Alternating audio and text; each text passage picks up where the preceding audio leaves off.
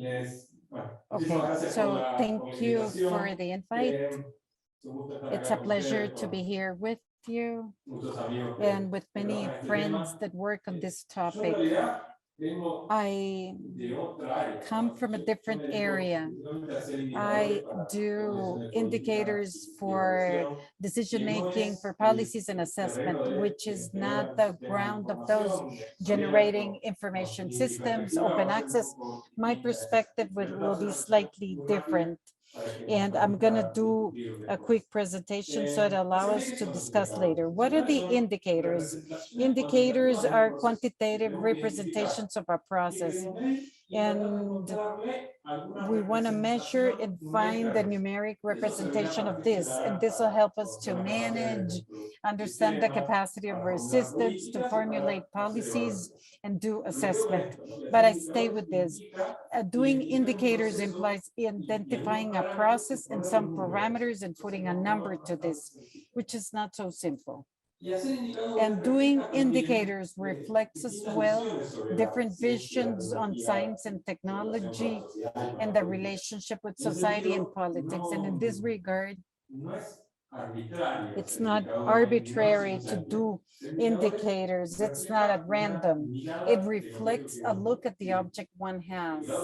The indicator is never completely, is not separated from a context. The history of science and technology indicators have 60 or 70 years.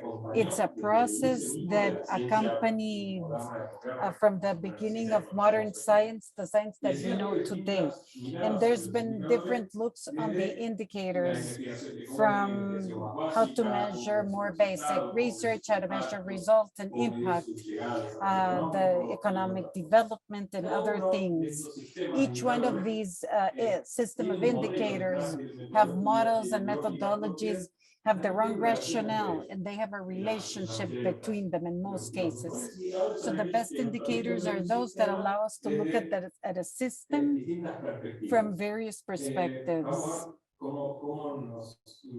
Let's see how this impacts us when doing indicators in open access.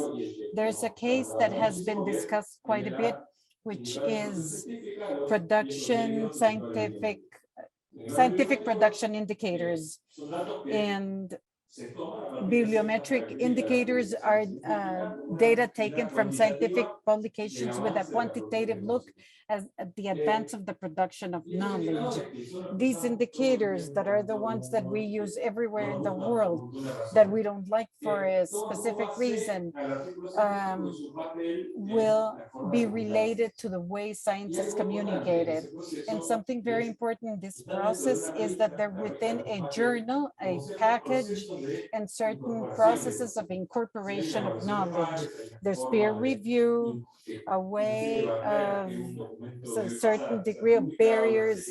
An article has to go through to be published, and the journal in this regard is an endorsement that whatever gets published to a certain extent meets certain levels of pertinence and quality, because it overcame peer review. And it's a way of attributing prestige and the right score in the research career and everything related to it. So we're just going to publish whatever has a minimum quality and pertinence. I'm speaking very quickly, but I want to get to the gist of this. What happens with open access and assessment? We're before a change of paradigm, and it has a technological component. Journals were and still are sometimes physically a business for the publishers. Electronic publications, in particular repositories of open access, changed the rules of the game completely. And in doing so, in the sense that accessibility to publish is different and that the barriers for publication are different, there's not so many limits in terms of what can be published or not. We're before something that we're interested as a technological phenomenon that shakes our possibilities, that poses lots of opportunities, but methodological challenges as well. We can use these new tools to do indicators that replaced the traditional ones that we were concerned. One is the source we're going to use, and then the indicators we're going to use. Let me stop in each one of them before finishing. The source. We keep saying that we use in daystream indicators are not what happened in developing countries. I'm having some sound issues. If we look at the participation in Latin America, it's around 4% of the global score in Science Citation Index or Scopus. In production and R&D is around 4%. So we can't expect a much bigger volume of publications if what we invest in science is this.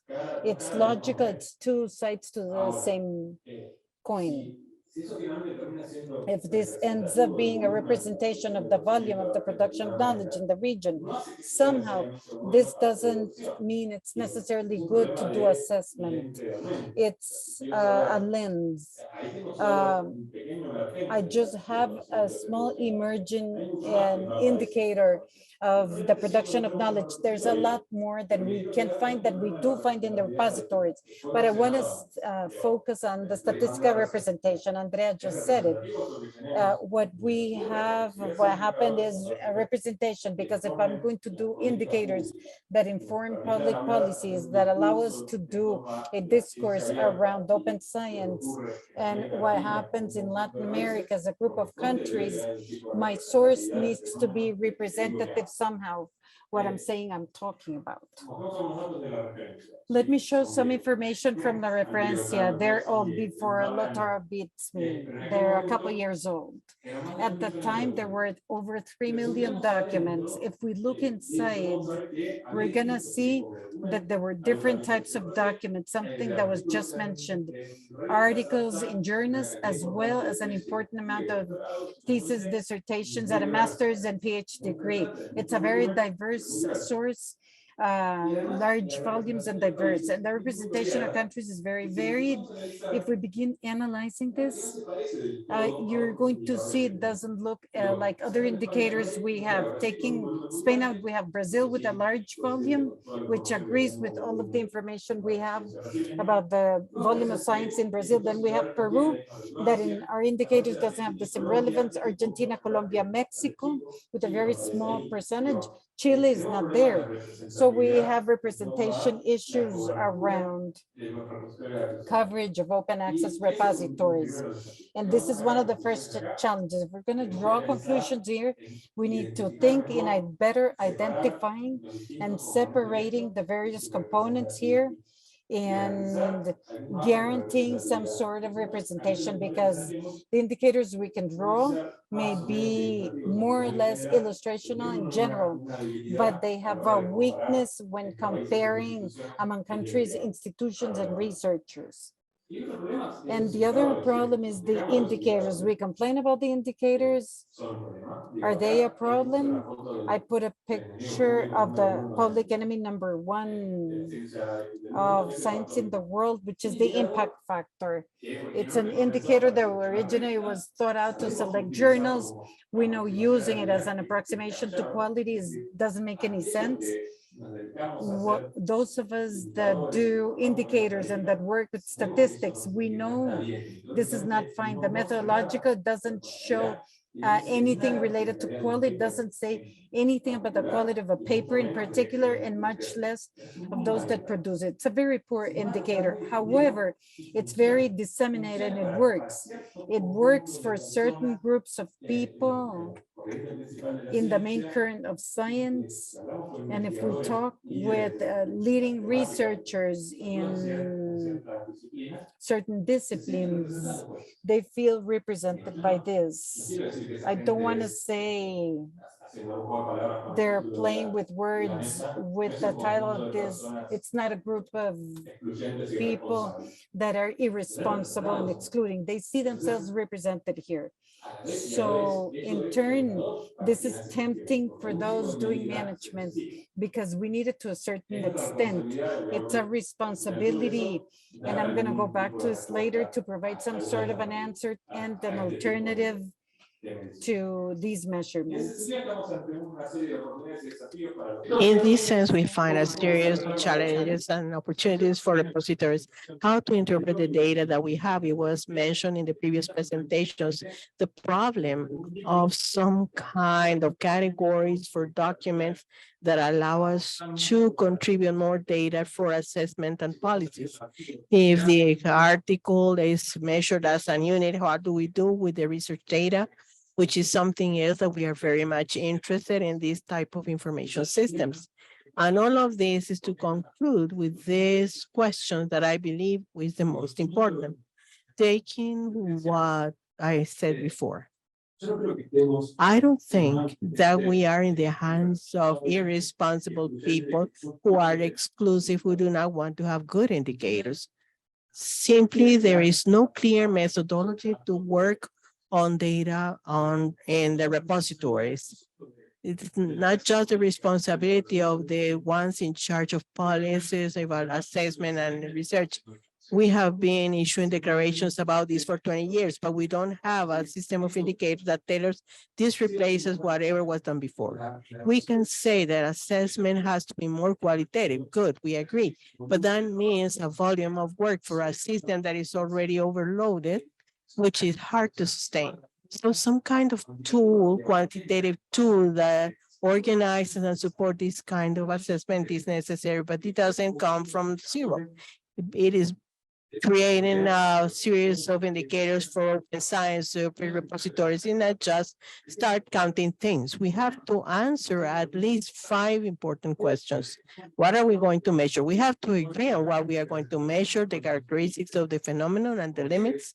Why do we want to measure it? We have to clearly understand our intention when generating data, how we are going to do it. We have to develop a system of indicators that is sound, consistent with other data that convinces decision makers and assessors, and how we're going to measure it. So we have a discussion of the resource, of the sources, and the open resource repositories are a great opportunity, but still have a lot to grow in terms of consideration. Then who is going to measure it? Who's going to guarantee the quality of the assessment and generate methodologies that show a consensus?